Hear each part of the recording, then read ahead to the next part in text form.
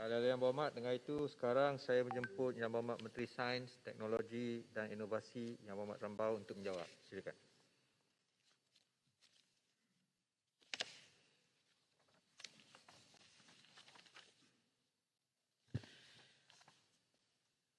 Bismillahirrahmanirrahim. Assalamualaikum warahmatullahi wabarakatuh dan salam sejahtera. Pertama sekali, saya mengucapkan berbanyak terima kasih kepada semua ahli-ahli yang berhormat yang telah turut serta di dalam perbahasan pembentangan program imunisasi COVID-19 kebangsaan yang telah pun saya buat pada awal pagi tadi. Pihak Badan Bertindak CITF juga berterima kasih di atas pandangan dan cadangan penambahbaikan yang telah pun dikemukakan oleh ahli-ahli yang berhormat sekalian. Dan saya anggap bahawa sesi pada hari ini telah pun dijalankan dengan semangat bipartisan, semangat whole of government and whole of society approach. Sebab saya rasa dalam tujuan program imunisasi ini kita semua berkongsi matlamat, iaitu untuk memastikan bahawa kita dapat memberi perlindungan vaksinasi kepada seramai mungkin secepat mungkin. Jadi semua teguran daripada ahli-ahli yang berhormat dan cadangan saya terima dan saya ucapkan terima kasih dan insya-Allah saya akan usahakan sebaik mungkin. Ada beberapa perkara yang telah dibangkitkan melalui kategori yang mungkin saya cuba menjawab satu persatu. Antaranya adalah Yang berhormat, saya baru nak mula. Ya, tapi ada perkara situ saya nak sebut. Tahniah Yang Berhormat Rembau dengan semangat tadi itu, ini ada bipartisan dan kerana telah menerima teguran-teguran, pandangan-pandangan daripada semua pihak dalam usaha ini. Dalam kesempatan ini saya ingin bertanya pihak Yang Berhormat tentang satu laporan yang telah dibuat oleh Code Blue di yang satu kes yang dia telah laporkan iaitu di Setia City Convention Center PPB. Dan dia telah melaporkan satu yang baik untuk penambahbaikan PPB tersebut dan sebagainya. Tetapi apabila dia point out, dia pula kena charge di bawah Section 505B of the Penal Code dan juga Section 233 of the Communication and Multimedia. Sedangkan sebenarnya apa yang telah di point out itu adalah sesuatu yang baik. Dan selepas ini, semua PPB telah pun dipertingkatkan dan sebagainya. Hasil daripada laporan ini. Jadi apakah Yang Berhormat membuat pertimbangan supaya apabila sesuatu to point out yang baik itu, jangan di-charge. Jangan ada di-charge, tetapi ambil baik cadangan-cadangan tersebut supaya kita dapat sama-sama perbaiki apa yang yang being pointed out, including this reporter. Terima kasih. Terima kasih ahli yang berhormat. Saya sedia maklum kes ini. Walaupun keputusan siasat untuk disiasat ataupun dituduh itu di luar lingkungan tugas saya, secara semangatnya saya setuju dengan Yang Berhormat. Tidak perlu diambil tindakan terhadap sesiapa yang membuat laporan untuk menambah baik PPV. Dan saya akan bincang dengan badan-badan dan juga pihak berkuasa yang berkaitan untuk memastikan bahawa kita biar sajalah apa yang telah berlaku sebagai satu laporan yang telah dibuat dalam semangat untuk menambah baik program PIK kita. Saya ingin bermula dengan menyentuh soal perolehan. Seperti mana yang saya sebutkan tadi, keputusan untuk kita melaksanakan perolehan telah pun dibuat pada bulan November yang lepas. Setelah kita melihat kepada interim data yang didapati daripada beberapa syarikat pembekal vaksin, termasuklah Pfizer dan sebagainya. Kita perlu ingat bahawa pada waktu tersebut, vaksin yang dibangunkan oleh Pfizer yang menggunakan platform mRNA tidak pernah diguna dalam dunia. Ini adalah kali pertama digunakan vaksin mRNA. Baru kali pertama diadakan ujian klinikal. Masih lagi menunggu dapatan penuh daripada ujian klinikal tersebut. Malaysia telah mengambil tindakan yang berhemah dengan melihat kepada keputusan interim dan membuat tempahan setelah kita berpuas hati dengan keputusan keberkesanan, efikasi, dan juga keputusan keselamatan, safety, vaksin-vaksin tersebut. Sebenarnya selain daripada Malaysia, negara Australia, Korea Selatan dan Jepun telah menerima bekalan vaksin Pfizer lebih kurang pada masa yang sama. Menunjukkan bahawa kita telah membuat penilaian yang sama dengan negara-negara yang maju yang ada di rantau Asia Tenggara ataupun Asia Pasifik. Saya ingin maklumkan bahawa ada yang memberi pandangan berkenaan dengan Singapura. Singapura, saya tak pasti apa sebenarnya yang telah menyebabkan mereka yakin untuk membuat keputusan sedikit lebih awal, tetapi antaranya adalah pelaburan yang telah dibuat oleh Temasek, iaitu syarikat pelaburan kerajaan Singapura yang telah melabur bersama dengan pelabur-pelabur lain sebanyak 250 juta US dollar dalam syarikat BioNTech pada bulan Jun 2020. Syarikat BioNTech ini, untuk makluman ahli-ahli Muhammad, adalah syarikat usaha sama dengan Pfizer yang telah bangunkan vaksin Comirnaty keluaran Pfizer. Jadi saya mungkin andaikan kalau sekiranya Temasek adalah sebahagian daripada pemilik syarikat tersebut, kemungkinan besar mereka akan didahulukan dari segi penghantaran vaksin. Saya difahamkan melalui laporan media bahawa negara Israel sebagai contoh yang juga dijadikan rujukan sebagai negara yang antara pertama menerima vaksin Pfizer, telah membayar harga yang tinggi dan setuju untuk data-data vaksinasi rakyat mereka dikongsi bersama dengan Pfizer. Option yang tidak diberikan kepada mana-mana negara yang lain. Indonesia pula telah mulakan vaksinasi awal dengan menggunakan vaksin Sinovac kerana Indonesia menjadi tapak untuk ujian klinikal fasa 3 Sinovac.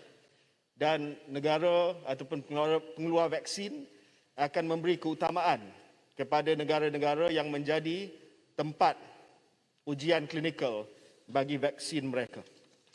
Namun demikian, saya terima teguran daripada ahli-ahli yang berhormat supaya kita lebih pantas untuk membuat ramalan bagi tahun-tahun yang mendatang.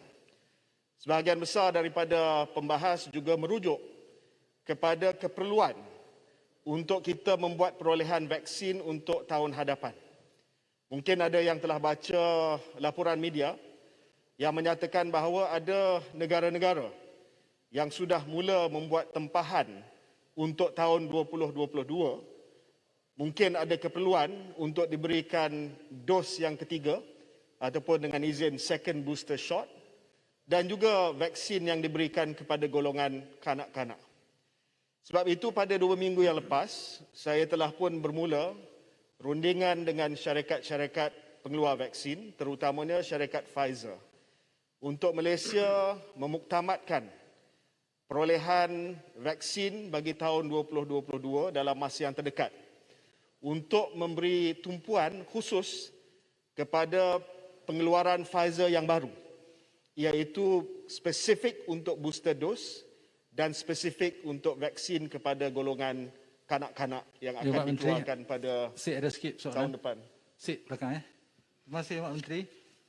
Berkaitan dengan perolehan dan penghantaran vaksin ini, kalau dilihat jumlah yang perlu dihantar oleh Pfizer sebanyak 45 juta dos itu, kita baru menerima lebih kurang 8 juta, 9 juta. Jadi kita ada baki lebih kurang 36 juta dos lagi. Jadi adakah ada obligasi undang-undang yang boleh kita aktifkan ketika mana ada kelewatan yang mungkin akan berlaku untuk kita terima vaksin ni? Tambahan untuk booster dose. Tambahan juga. Terima kasih Yang Berhormat Menteri. Berkenaan dengan booster dose khususnya kerana ramai antara mereka yang menerima vaksin Sinovac dan kerajaan telah putuskan untuk keluarkan Sinovac daripada PIK. Jadi bagaimana apabila booster dose diperlukan, bagaimana kerajaan akan memberikan booster dose ini untuk mereka yang sedang menerima Sinovac? Menteri, sedikit Menteri, the Speaker. Wabil Menteri. Berkaitan dengan apa yang ditanya tadi, adakah booster dose ini akan dibayar oleh kerajaan ataupun oleh penerima seperti yang dicadangkan untuk penjualan Sinovac? Terima kasih. Ya, Pandai Kuching sikit lagi. Isu berkaitan. Sama tadi saya ada bangun untuk bertanya tentang polisi booster dose ini kerana banyak yang sekarang mereka telah pergi untuk membuat antibody test. Dan kita tahu ada segelintir yang memang akan vaksin resistant. Jika mendapat keputusan negatif, apakah SOP, apakah advisory seterusnya? Jika Wabil Menteri boleh beri penjelasan. Terima kasih. Menteri, boleh saya tanya satu soalan? Sini. Boleh menjelaskan ya, mengapa masih perlukan mega-mega PPV kalau lain-lain cara yang mungkin boleh sekejap ya digunakan? Berhormat, saya nak sentuh kepada isu yang dibangkitkan dahulu. Then we can go on to the other thing later. Ya. Okey, berkenaan dengan isu-isu yang dibangkitkan tadi, berkenaan dengan booster dose ini. Buat masa ini kita masih lagi menunggu syur daripada kumpulan pakar yang dipengerusikan oleh Dr. Kalai Rasu Periasami, pengarah Institute Clinical Research of KKM, yang pada minggu hadapan akan memberi syur berkenaan dengan keperluan sama ada kita perlu booster dose ataupun tidak. Perkara ini juga akan dibentangkan bukan hanya dari sudut keperluan booster dose berdasarkan kepada pengalaman di negara-negara lain, tetapi sama ada kita dapat memberi booster dose heterologous vaccination. Maksudnya kita memberi vaksin yang berbeza daripada vaksin asal yang kita terima. Ada beberapa negara yang sudah mengamalkan heterologous vaccination, contoh di Korea Selatan, di Germany, disebabkan gangguan kepada bekalan vaksin, mereka terpaksa mix vaccination mereka. Kita akan dapat syur daripada kumpulan pakar berdasarkan kepada real world data dan juga data klinikal sama ada heterologous vaccination ini selamat, yang pertamanya. Dan yang kedua, sama ada mereka yang telah menerima lengkap 2 dos satu jenis vaksin boleh terima booster shot yang ketiga menggunakan vaksin yang lain.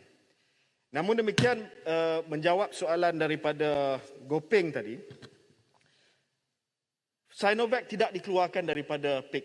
Cuma kerajaan sudah selesai menerima perolehan kita. Tetapi Sinovac masih lagi berada dalam PIK dan kita boleh pada bila-bila waktu dan masa memperolehi Sinovac untuk PIK. Malah untuk makluman Ahli Yang Berhormat daripada Gopeng, ada setengah orang yang tak boleh terima vaksin Pfizer kerana masalah alahan ataupun anafilaksis. Sebab itu kerajaan akan kekalkan dalam PIK stok penimbal ataupun stockpile sedikit Sinovac untuk kita beri kepada mereka yang memang tidak sesuai untuk terima vaksin Pfizer. Berkenaan dengan perkara antibody testing yang dibangkitkan oleh sekejap ya, Yang Berhormat, saya jawab Bandar Kuching dulu. Berkenaan dengan antibody testing yang dibangkitkan oleh Bandar Kuching, kita akan membangunkan satu polisi untuk antibody testing. Buat masa ini kerajaan tidak menyarankan agar antibody testing dilaksanakan. Dan ini adalah selaras dengan garis panduan yang telah dikeluarkan oleh US Food Drug Administration FDA dengan CDC yang mengingatkan orang ramai dan juga pengamal kesihatan bahawa ujian antibody SARS-CoV-2 yang dibenarkan sekarang tidak boleh digunakan untuk menilai tahap imuniti atau pelindungan seseorang dari COVID-19 pada bila-bila masa. Sebab standardization itu tidak ada dan guidelines-nya tidak ada, dan seperti mana yang Berhormat sebut, mungkin ada yang vaksin resistant yang tidak menunjukkan antibody. Dengan itu, apa yang kerajaan telah buat adalah untuk memperuntukkan sebanyak 15 juta ringgit supaya kita dapat melakukan di bawah Institute of Medical Research KKM satu Antibody Immunosurveillance Program. Kajian ini penting untuk kita melihat tahap antibody dan neutralizing antibody di kalangan penerima-penerima vaksin di Malaysia dan dapat ditentukan meliputi perkara-perkara berikut. It has to be quite specific. Menentukan kadar serokonversi antibody yang meningkat dan menetralkan SARS-CoV-2 pada 8 masa berbeza selama 2 tahun di antara penerima vaksin yang pertama dan menentukan tahap tindak balas sel T dan antibody ILO terhadap SARS-CoV-2 pada 3 masa yang berlainan selama 3 bulan di kalangan populasi umum yang menerima pelbagai jenis vaksin dan menganggarkan kejadian jangkitan COVID-19 selepas vaksinasi. So that is a medical research that is going on. As far as the antibody testing for lay people are concerned, kita masih lagi belum ada garis panduan dan saya harap tidak boleh tanya sikit. Ya. Boleh tambah sikit soal. Sekejap, saya minta Yang Berhormat sempurna dulu. Terima kasih Yang Berhormat Menteri. Menteri dah nyatakan tadi tentang another approach of menggunakan booster dan 2 dose dalam mengatasi masalah COVID di negara ini. Di samping itu kita juga menyadari hakikat bahawa ada vaksin yang hanya digunakan single dose like Johnson & Johnson. Saya dah nyatakan di peringkat awal, takkan kita tak boleh menggunakan cuma single dose untuk mengurangkan perbelanjaan negara. Yang ada kita terbatas kewangan negara kita dah berhutang more than 1 trillion. Dan kalau ini proven and approved by WHO, why can we confine, so at least the rural area particularly, dengan izin, kawasan-kawasan luar bandar untuk mereka mendapat sampai 3 dos, mengambil masa untuk mereka berada di pusat vaksinasi yang ada. Terima kasih. Yang Berhormat, boleh. sekejap, Atas poin yang sama, boleh, saya jawab sekejap ya. Minta maaf, Yang Berhormat, mungkin saya tak berapa jelas tadi. Polisi kerajaan adalah untuk memberi sekurang-kurangnya 1 dos. That is a must. Terutamanya kawasan luar bandar pedalaman. Dan apabila bekalan pertama CanSino 1 dos sampai, saya telah menjanji Yang Amat Berhormat Ketua Menteri Sabah akan dapat dahulu. Sebab we want to give to the kawasan pedalaman di Sabah. Apa yang kita tak tahu setakat ini adalah sejauh mana how long the vaccine works for. Berapa lama keberkesanan vaksin itu bertahan. Itu yang kita tak tahu. Dan kita tak tahu sebab kita belum lagi ada data daripada negara-negara lain. Kita kena ingat bahawa kebanyakan negara hanya baru mula menggunakan vaksin ini pada bulan Januari. So at best we only have 7-month data, at best. Johnson & Johnson mungkin lebih kurang ataupun tempohnya kurang daripada 6 bulan. So what we will do is, of course, kita akan bagi dahulu 1 dos. Kawasan pedalaman, for sure. Boleh, Berhormat. Tetapi saya bangkitkan sekejap. Saya bangkitkan Antibody. soal booster dose secara keseluruhan. It may well be the case, Yang Berhormat, that after 6 months kita nampak antibody itu menurun. Then we have to go back to kawasan pedalaman. Cakap soal booster, Memberi dos yang Berhormat. kedua. Saya bagi laluan kepada Kinabatangan, Terima lepas kasih. kepada Kulim Bandar Baru, lepas itu Gopeng. Yang Berhormat Menteri, memang betul bahawa ramai sudah masyarakat sekarang ini pergi jumpa doktor, ambil darah, buat blood testing untuk sama ada antibody dia 60% kah, 40 kah, 90. Jadi rupa-rupanya benda ini tidak compulsory sebab belum ada satu sistem yang diletakkan oleh kerajaan. Jadi apakah tindakan selanjutnya sebab ini mungkin tidak perlu kita galakkan dan doktor-doktor yang lain ini tidak perlu membuat testing dengan mana-mana sebab tidak ada juga apa-apa keuntungan dia. Yang kedua, soal booster ni. COVID ni sebetulnya sama ada betul atau tidak, virus ini datang daripada manusia dan yang dia punya vaksin pun dari manusia. Jadi mungkin tidak ada akan ending dia. Mungkin dia hanya akan berlarutan. Dan apa yang penting sekarang ini yaitu kita pastikan bahawa semua rakyat divaksin dan kita akan tentukan pula hala tuju kita selepas itu. Terima kasih, Yang Berhormat. Datuk Speaker, terima kasih Yang Berhormat Rembau. Saya ada 2 perkara. Vaksinasi ni Yang Berhormat Rembau akhir sekali adalah ke arah herd immunity. Tapi ancaman dia adalah variant.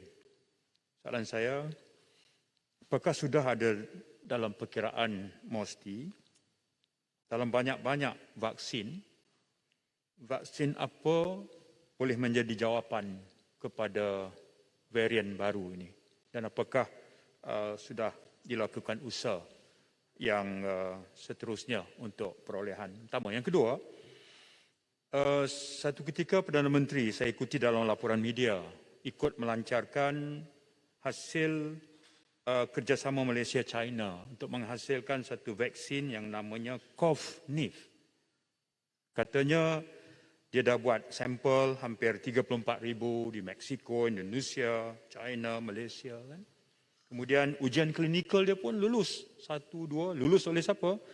Oleh EUL. Ya, Muhammad Haji tahu kan? Dibuat WHO. Tapi kemudian senyap.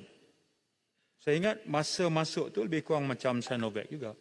Jadi sebenarnya kat mana berakhirnya percubaan untuk COV-NIF ini yang dikatakan usaha sama Malaysia, China ini, apakah dia sangkut dekat NPRA ke ataupun sangkut kat mana? Terima kasih. Terima kasih Yang Berhormat Menteri berkenaan dengan antibody. Apabila jangkitan COVID ini berlaku, ratusan antibody terjadi di dalam badan. Dan bukan semua antibody itu neutralizing antibody. Sebahagian antibody dijadikan untuk yang ada pasaran yang mengesan antibody adalah untuk mengesahkan sejarah jangkitan. Dan ini bukan neutralizing antibody. Jadi memang usaha baik untuk memantau keberkesanan vaksin yang sedia ada dari segi memantau tahap neutralizing antibody. Soalan saya, adakah sepatutnya berlaku sekarang memantau antara populasi yang tidak diberikan vaksin sama ada mereka telah dijangkiti? Kalau kita tahu berapa peratus yang pernah dijangkiti, kita akan dapat meramal setakat mana tahap jangkitan tersebut dan sama ada kita sudah melepasi puncak pandemik. Jadi saya cadangkan supaya kementerian ataupun sama ada Kementerian Kesihatan ataupun MOSTI boleh buat surveillance dari segi antibody di kalangan populasi yang masih belum divaksinasi. Sekian. Terima kasih Yang Muhammad Gopeng atas cadangan yang baik itu. Kita akan ambil maklum saranan kajian tersebut.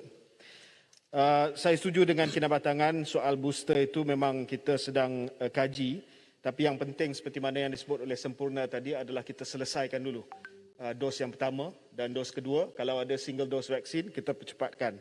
Namun demikian, saya terpaksa bangkitkan isu booster dose sebab sudah pun dibangkitkan dan perkara yang perlu kita membuat persediaan sekiranya perlu kita melaksanakannya. Kulim Bandar Baru telah bangkitkan 2 poin berkenaan dengan varian. Setakat kita tahu sekarang, vaksin Pfizer dengan vaksin AstraZeneca sudah pun menunjukkan melalui penerbitan di dalam jurnal kesihatan bahawa walaupun ada sedikit penurunan dari segi keberkesanannya terhadap varian Delta, masih lagi berkesan.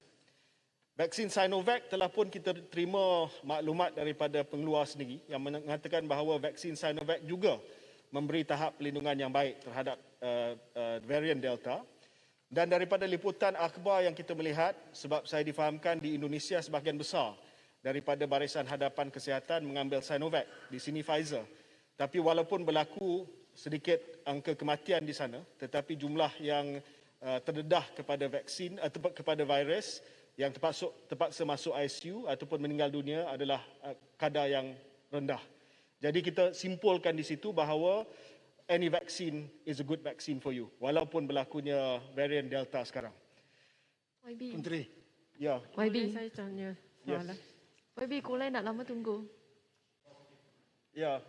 Kulai. Yang Berhormat Taling Jaya. Taling Jaya nak bangkitkan pasal vaksin ke pasal PPV? PPV. Nanti PPV belum sampai tajuk dia lagi. YB, saya nak tanya tentang vaksin. Kulai. Kulai ya. Lebih Rembau, soalan saya pasal COV-NIF tadi. Oh ya, COV-NIF saya dengar Kulai dulu. Yang Berhormat boleh? Terima kasih YB Menteri. Saya nak tanya, tadi YB ada sebut bahawa sedikit itu Sinovac ada dikekalkan atau disimpan untuk orang yang tak sesuai dengan Pfizer atas alasan perubatan.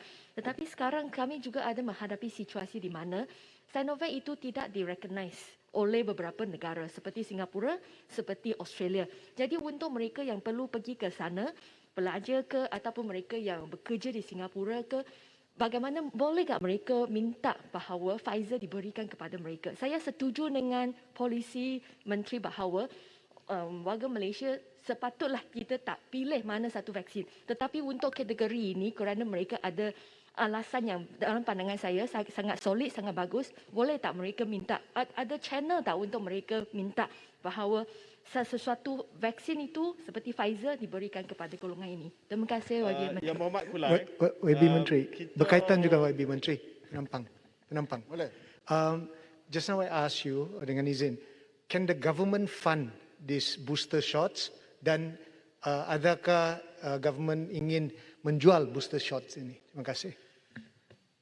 Sebagai contoh, vaksin Pfizer hanya dijual kepada kerajaan negara saja dan bukannya pada pasaran swasta. Itu memang polisi Pfizer.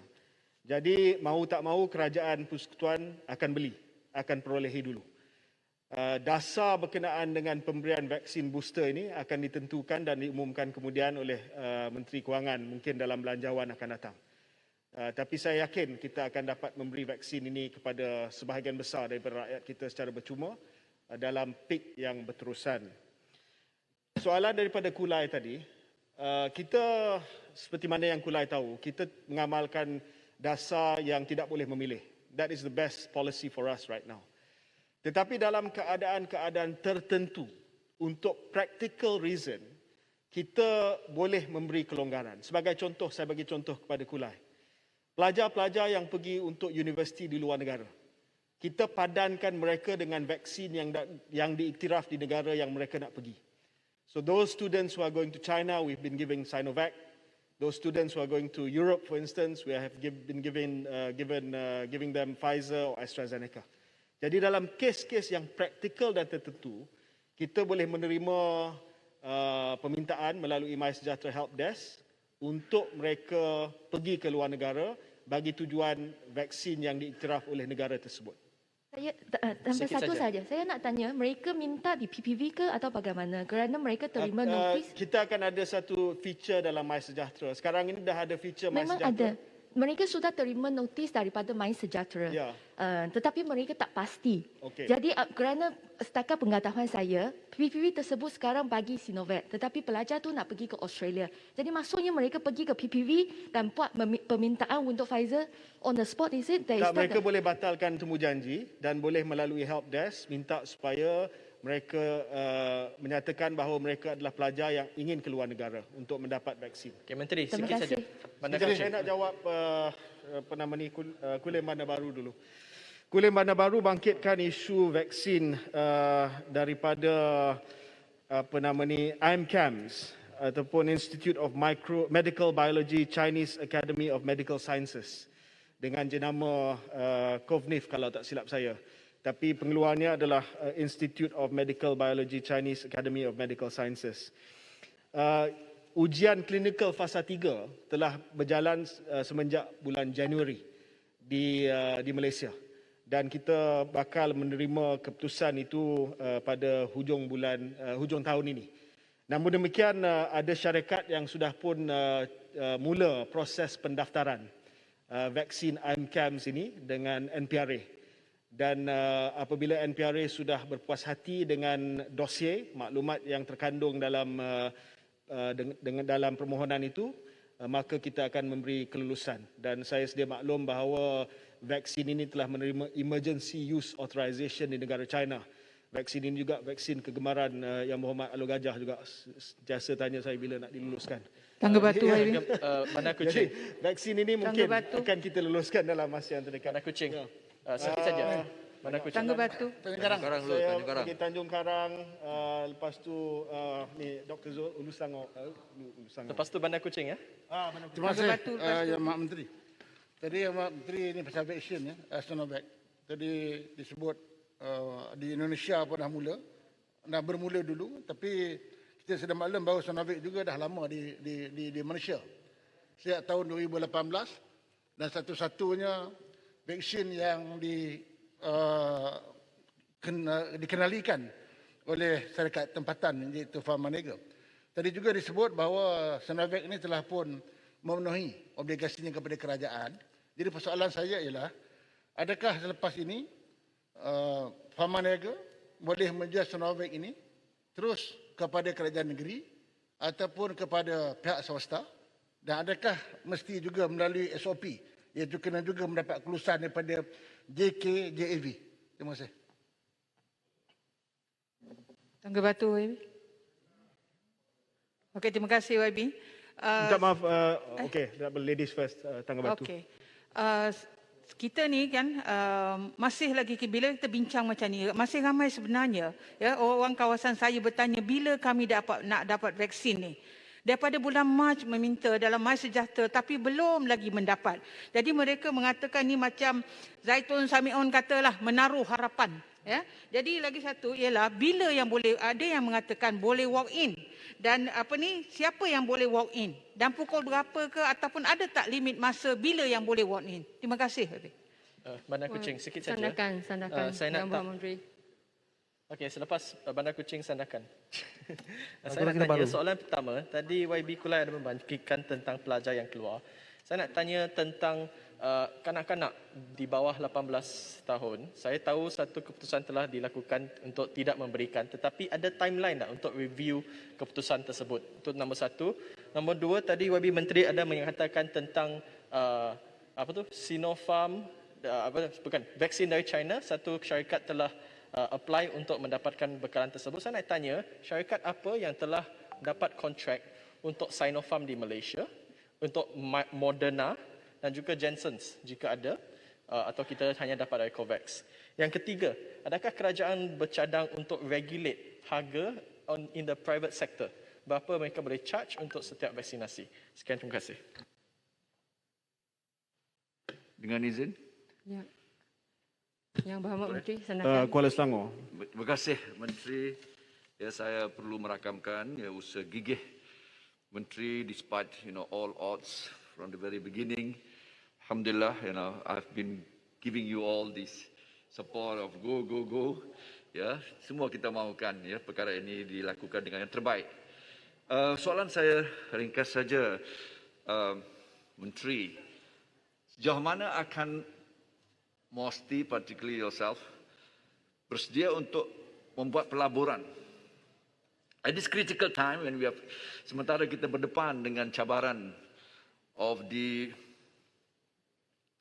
variants of concern, particularly Delta, Lambda dan sebagainya, untuk sama bergiat dalam satu production of a second generation vaccine, yang mana merupakan satu pendekatan proprietary molecular biology and chemical technology to develop novel vaccine.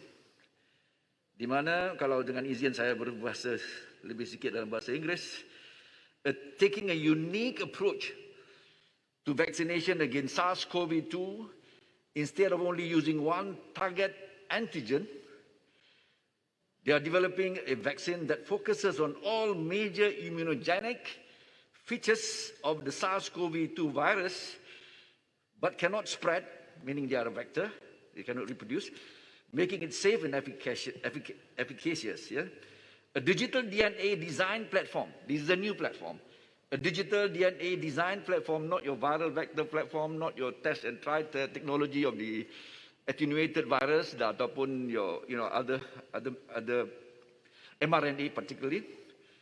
A digital DNA design platform is used to ensure rapid development and easy production of our novel vaccine RVX13, which is already in the media.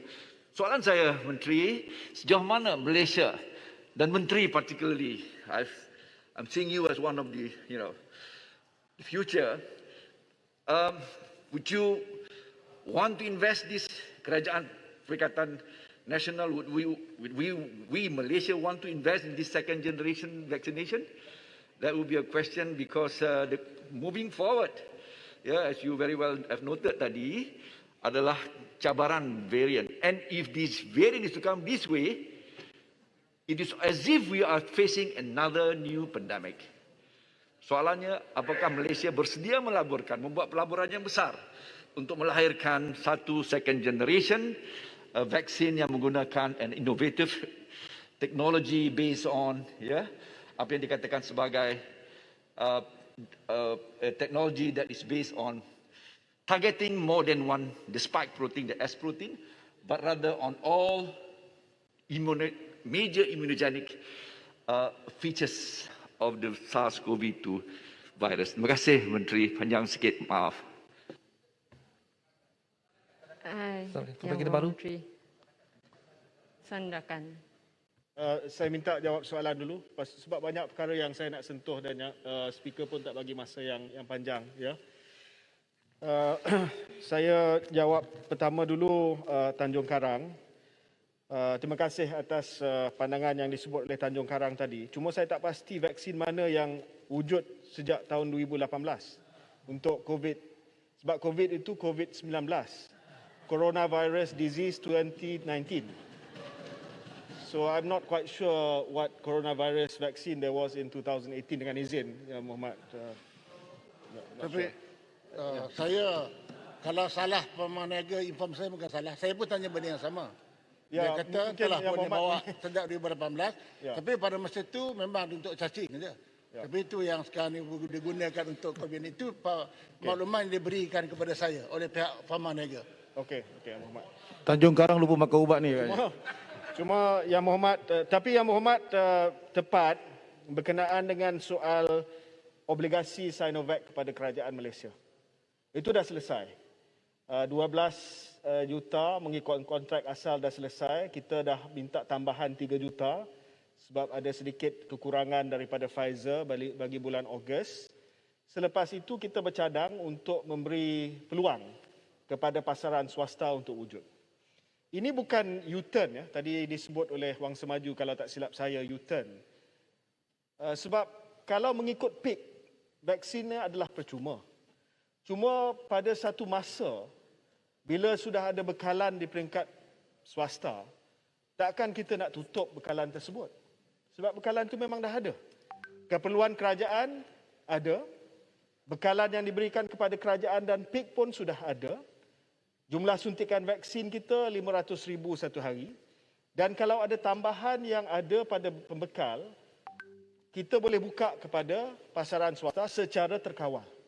Apa yang saya maksud secara terkawal? Secara terkawal maksudnya kita di Jawatankuasa Jaminan Akses Vaksin yang dipengusikan bersama oleh saya dan Menteri Kesihatan akan menentukan harga ceiling. Harga ceiling untuk penjualan vaksin di pasaran swasta. Supaya tidak membebankan mereka yang nak bayar. Mereka yang nak bayar ini mungkin mereka yang tidak mahu tunggu untuk peak. Walaupun kita bagi jaminan pada bulan Ogos, September, Oktober kita akan hampir selesai semua dewasa. But if they want to go and get vaccinated faster in the private market, they can pay. But we would like to put a ceiling price to this. Dan perkara ini akan ditentukan oleh Jawatankuasa Akses Vaksin pada minggu depan apabila bermesyuarat nanti. Dan perkara ini saya telah maklumkan kepada Jawatankuasa Kira-kira Wang Negara dan telah pun disyorkan oleh Jawatankuasa Kira-kira Wang Negara semalam. Tangga Batu bangkitkan soal bila dapat vaksin. Saya percaya dalam tempoh masa sebulan dua ini ramai yang telah daftar awal akan dapat. Sekarang ini MySejahtera menggunakan algoritma siapa yang daftar dulu akan dapat. Ya. Cuma kadang-kadang senarai menunggu yang dilaksanakan di PPV tidak mengikut algoritma tersebut ataupun di kawasan-kawasan tertentu mungkin belum lagi selesai suntikan untuk fasa kedua iaitu warga MAS dan juga OKU. Ya. Tetapi secara umumnya polisi kita dari segi algoritmanya adalah untuk menolak mereka yang telah mendaftar dahulu di kalangan mereka berusia 60 tahun ke bawah. But when a senior citizen registers now, they will be pushed out. Maknanya dia akan dapat segera janji temu mereka. Saya nak habiskan semua jawapan saya dulu ya. Lepas tu saya akan kalau ada masa nanti saya akan buka kepada yang lain. Untuk walk-in, kita dah buka walk-in kepada warga MAS untuk Kuala Lumpur dan juga negeri Selangor. Dan berdasarkan kepada prestasi suntikan yang diberi kepada warga MAS di negeri-negeri lain, apabila mereka sudah sampai kepada nilai ambang tertentu, mungkin 95% of those who are 60 and above, who have already received their vaccination, maka kita boleh buka kepada walk-in. Cuma walk-in ini kita kena berhati-hati sedikit sebab kita tidak mahu berlakunya satu kesesakan di PPV apabila ada ramai warga MAS di kawasan tersebut yang masih lagi belum menerima vaksin mereka. Sekejap saya nak habiskan saya punya jawapan tadi. Berkenaan dengan perkara yang dibangkitkan oleh Bandar Kuching, ini adalah perkara yang agak sedikit panjang yang saya perlu sedikit masa yang dipertua. Saya nak jawab Bandar Kuching sekali dengan apa yang dibangkitkan oleh Jelutong dan juga Simpan Renggam berkenaan dengan vaksinasi untuk sektor pendidikan. Dan selepas itu saya akan jawab soal vaksinasi untuk kanak-kanak. Ini tajuk besar. Please, saya minta kerjasama daripada Bukit Mentajam dan juga daripada Alia Muhammad untuk bagi saya peluang menjawab ini dulu. And then we can go back to your queries later. I have no problem answering, ya. Cuma bagi peluang kepada saya untuk jawab soalan ini dulu. Tuan Speaker, peraturan tetap. Saya nak bangkitkan peraturan tetap 12 untuk minta Speaker pertimbangkan lanjutkan masa hari ini kerana semalam Menteri Kesihatan tidak mahu lanjutkan masa, tidak mahu jawab soalan, tetapi hari ini kita ada menteri yang nak jawab semua isu yang telah dibangkitkan. Saya rasa sepatutnya kerajaan ataupun Speaker tak ada halangan kerana isu vaksin, isu yang sangat penting untuk Malaysia sekarang. Jadi kalau kita akan sokong menteri. Kalau Speaker tidak mahu melanjutkan masa, ternyata kita bukan untuk datang sini untuk dengar fakta, tapi hanya untuk membazirkan masa. Pertimbangkan. Terima kasih. Silakan Yang Muhammad. Terima kasih ahli yang dipertua. Speaker, saya telah bangkitkan peraturan tetap. Saya kita dah minta kata ruling. sampai 5.30. Habis banyak saya ada kuasa pun 15 minit, 5.45. Saya dah kata dah. Kerajaan tadi. boleh bawa usul untuk lanjutkan masa. Boleh kita selamatkan masa. Yang bawa Menteri tolong sambung. Tak ada lagi pencerahan, saya tak akan benarkan. Kerana tak cukup masa. Itu saya setuju. Kita akan sokong usul. Jangan takut. Nak selamatkan nyawa bukan selamatkan masa. Datuk Speaker. Tolong diam boleh tak? Tolong diam boleh? Minta TPM bawa usul.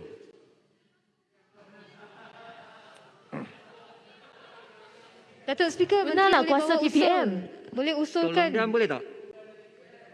Yang bawa Menteri silakan. Terima kasih Yang Dipertua. Saya ingin menyentuh soal vaksinasi kepada sektor persekolahan. Sehingga 27 Julai, seramai 303,682 guru, iaitu 73.5%, 45,197 anggota kumpulan pelaksana AKP ataupun 67%, dan 33,633 pekerja perkhidmatan sokongan kontrak seramai 38% sudah menerima sekurang-kurangnya 1 dos vaksin.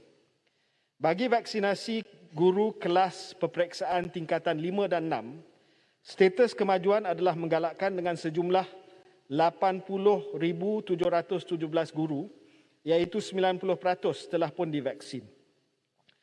Manakala bagi sekolah swasta, seramai 12,894 guru ataupun 66.8% telah pun divaksin. 4,367 guru tahun peperiksaan ataupun 58% dan 3,026 kaki tangan sokongan, iaitu 54% sudah menerima sekurang-kurangnya 1 dos.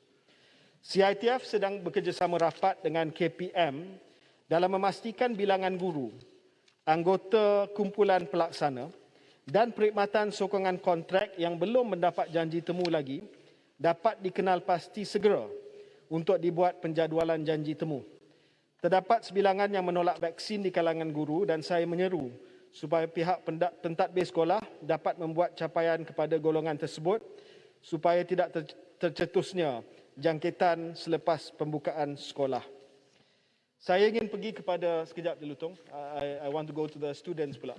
Pertanyaan sikit saja. Simpan Renggam, kalau saya pergi kepada students pula? Tak, sikit ya, berkaitan dengan kaki tangan sokongan itu, adakah termasuk kaki tangan kantin dan juga pemandu-pemandu bas sekolah seperti yang saya tanyakan tadi? Terima kasih. Kaki tangan sokongan yang saya maksudkan ini adalah pegawai keselamatan, pekerja pembersihan, operator kantin dan pemandu bas dan van sekolah. Yang Muhammad. Bagi vaksinasi untuk golongan remaja dan juga pelajar sekolah.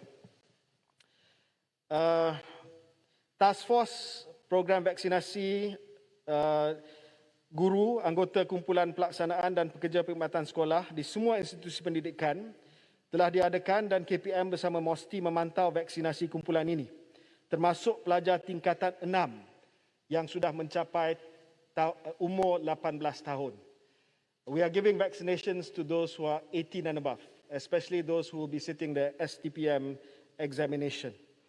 But saya ingin sentuh berkenaan dengan vaksinasi untuk golongan adolescent. Ya Muhammad, sebelum itu sikit saja. Bolehkah saya berterima kasih di atas segala inisiatif yang diambil oleh Yang Berhormat.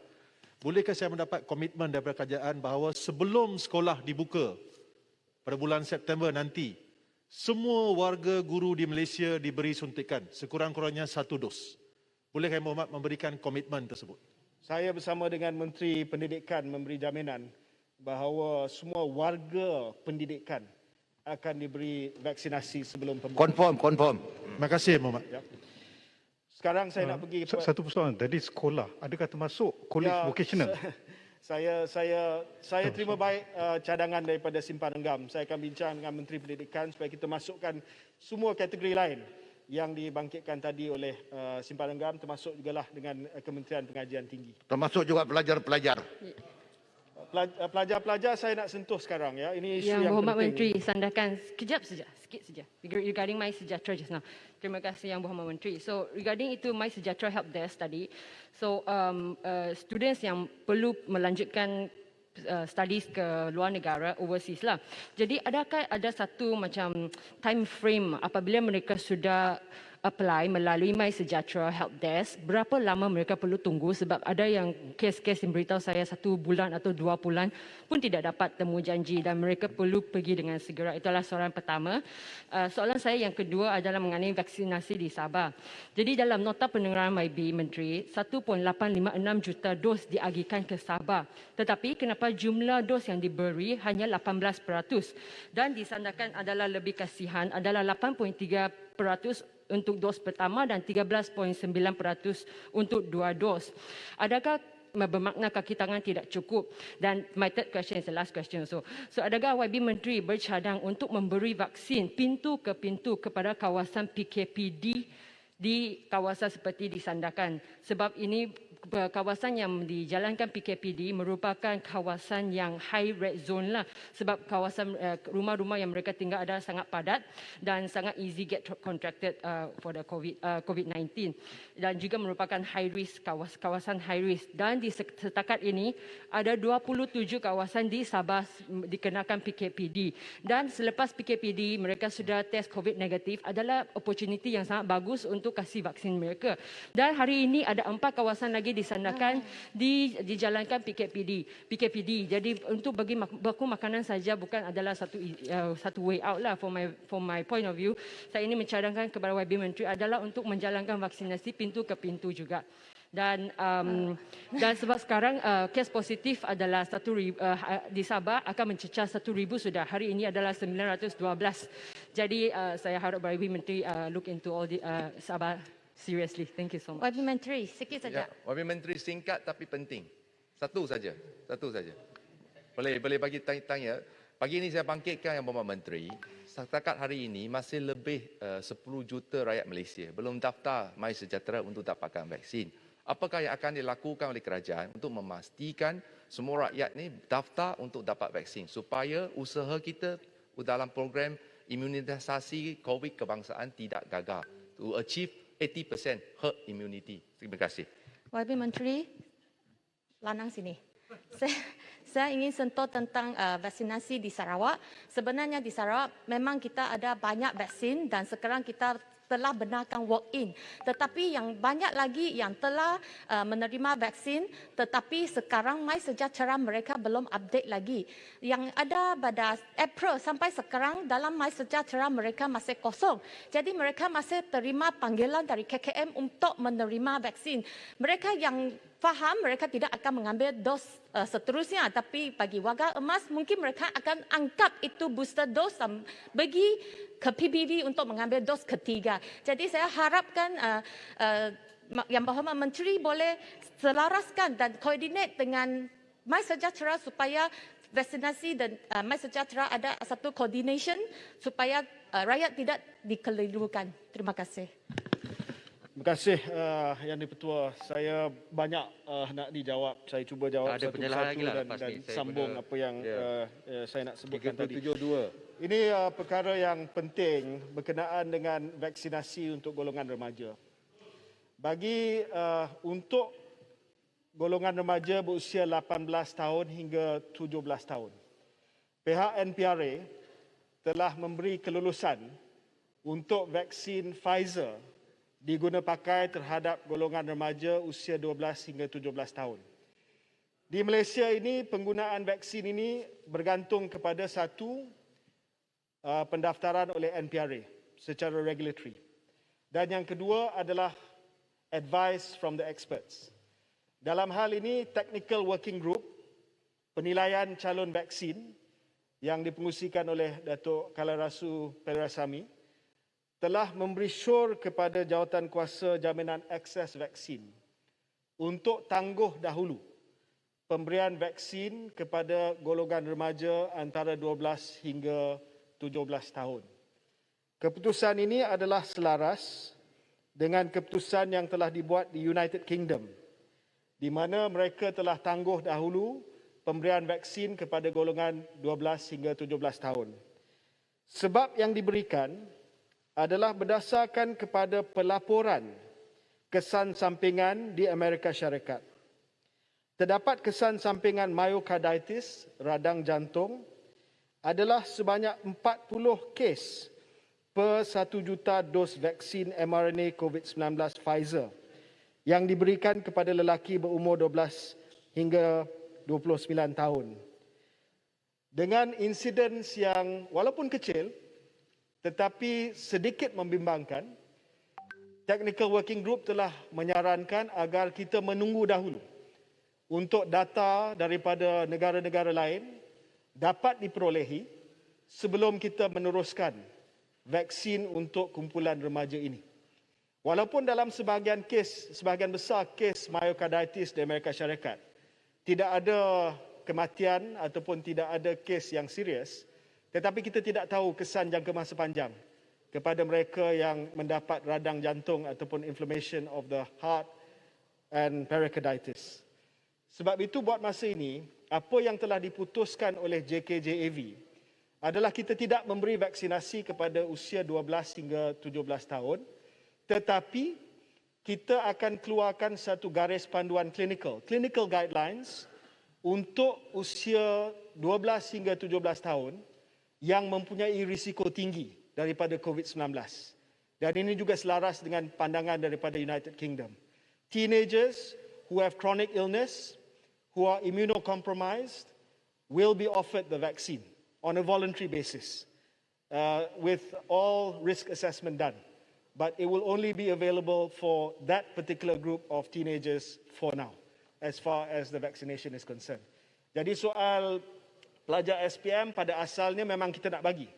Tetapi setelah mendapat pandangan daripada pakar, termasuklah pediatric cardiologist dan sebagainya, kita decide to err on the side of caution as far as the side effects of myocarditis and pericarditis for young adolescents. Ya, saya minta supaya dapat teruskan sebab ada beberapa soalan lagi yang belum dijawab. Minta syarikat yang dapat kontrak Sinopharm, Moderna. I'm coming to you. Ya. Untuk Sinopharm, Product registration holder tempatan adalah syarikat Duo Pharma. Syarikat Duo Pharma, anak syarikat Pemodalan Nasional Berhad PNB. There is only one product registration holder per vaccine. So Pfizer is Pfizer Malaysia, AstraZeneca Malaysia, Sinovac is Pharmaniaga. In the case of Sinopharm, it has been given to Duo Pharma. It's got nothing to do with the government, itu antara Sinopharm dengan Duo Pharma. Dan mereka telah daftar dengan NPRA. Bagi Johnson & Johnson, YB Menteri. Sekejap. Bagi Johnson & Johnson, it's Johnson & Johnson Malaysia is the product registration holder. Bagi Moderna, saya difahamkan belum lagi dapat kelulusan ataupun pendaftaran NPRA, tetapi yang membuat permohonan adalah Zulik Pharma untuk vaksin Moderna. Pandangan daripada YB Menteri Yang Berhormat, berkaitan dengan 3072. Sinopharm. Tak ada bidang lagi. Just to 3072. clarify, di Sabah sebuah company bernama Kanger International telah joint venture dengan state government untuk supply 800,000 kalau saya tak salah. Saya tak pasti tentang You're not sure about saya that. tak pasti tentang perjanjian tersebut.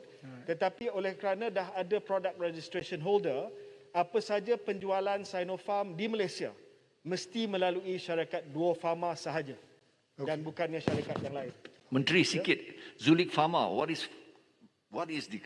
apakah faktor yang menjejaskan pendaftaran Zulik Pharma for Moderna? Menteri, if you may answer quickly. Saya difahamkan it will be registered very soon, Yang Berhormat. Ya. Menteri. Dan berkenaan apa yang dibangkitkan oleh Kuala Selangor tadi, saya setujulah. Saya rasa kita perlu melihat jauh ke hadapan tentang perkara ini, Yang Berhormat. Ya. Sebab kita perlu future proof vaccination kita. Mutasi seperti mana yang Berhormat Kuala Selangor tahu sekarang ini berlaku pada spike protein. Itu antigen kepada mRNA. Tapi kalau spike protein itu dah berubah, maka vaksin itu tak berkesan lagi. So we have to look forward. Dan Yang Berhormat pun sedia maklum, ada ribuan lagi penyakit daripada haiwan yang zoonosis ini yang belum lagi lompat kepada manusia. So I think we can work together on this, Yang Berhormat. Menteri. Excellent, Menteri. We may also involve dalam clinical trial mereka, second Ya. generation vaksin. Terima kasih. Terima kasih. Menteri, Bukit Saya Bertadam. nak jawab soalan daripada Teluk Intan berkenaan dengan mereka yang belum daftar. Teluk Intan dalam perbahasan tadi bangkitkan cadangan sama ada kita nak wajibkan, mandatory.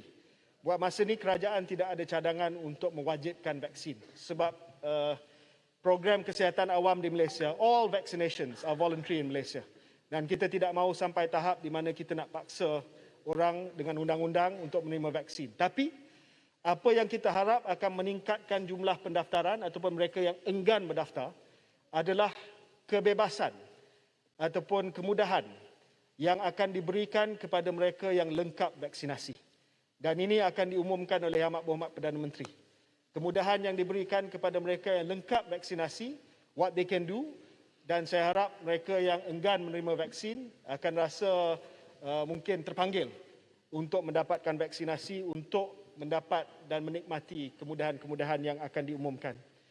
Lanang, saya ambil maklum, we are coordinating with the state government to update the MySejahtera untuk memastikan bahawa mereka yang dah dapat melalui manual registration di Sarawak dapat sijil tersebut. Saya rasa kalau tak silap saya penampang juga telah tanya soalan berkenaan dengan sijil vaksinasi untuk mereka yang menerima vaksin di luar. Jadi kita akan buka satu feature dalam MySejahtera bagi mereka yang menerima vaksin di luar untuk mereka mendapat sijil kuning dalam MySejahtera tersebut. Reciprocal recognition. Sorry? It will be a reciprocal recognition. We are working on reciprocal recognition with countries bilaterally. So dengan Singapura sebagai contoh, kita sudah ada satu perjanjian dengan Singapura di mana mereka mengiktiraf MySejahtera kita dan kita mengiktiraf aplikasi mereka di negara kita. Dan rundingan yang sama sedang dilaksanakan dengan EU, dengan China dan juga negara-negara lain. Terdapat juga masalah sekarang ni, ada yang terima satu dos di luar, datang sini nak terima dos yang kedua. So we are trying to overcome this. Kita boleh terima pada face value yang mereka telah terima dos yang pertama, but we don't know. Mereka tunjuk kad saja. Di UK sebagai contoh, dia tak ada aplikasi. Dia ada kad NHS saja.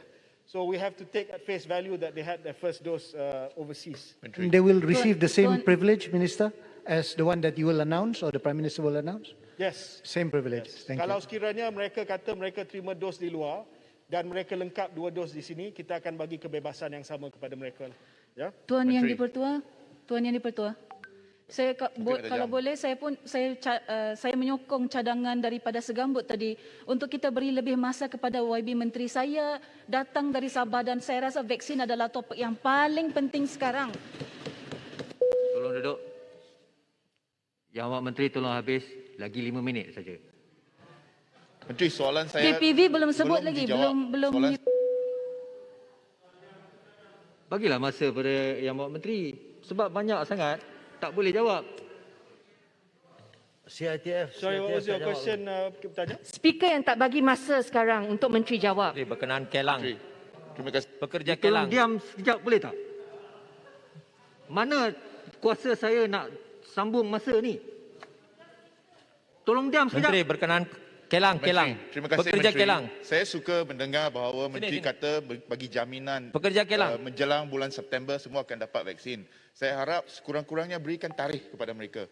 Kalau ada tarikh, bolehlah orang nak dapat vaksin melancang. Kalau tidak, bila pihak swasta dibenarkan untuk jual, mungkin kerana tidak tahu tarikhnya, mereka terpaksa beli. Saya harap Bila tak faham bahasa Malaysia ni susah.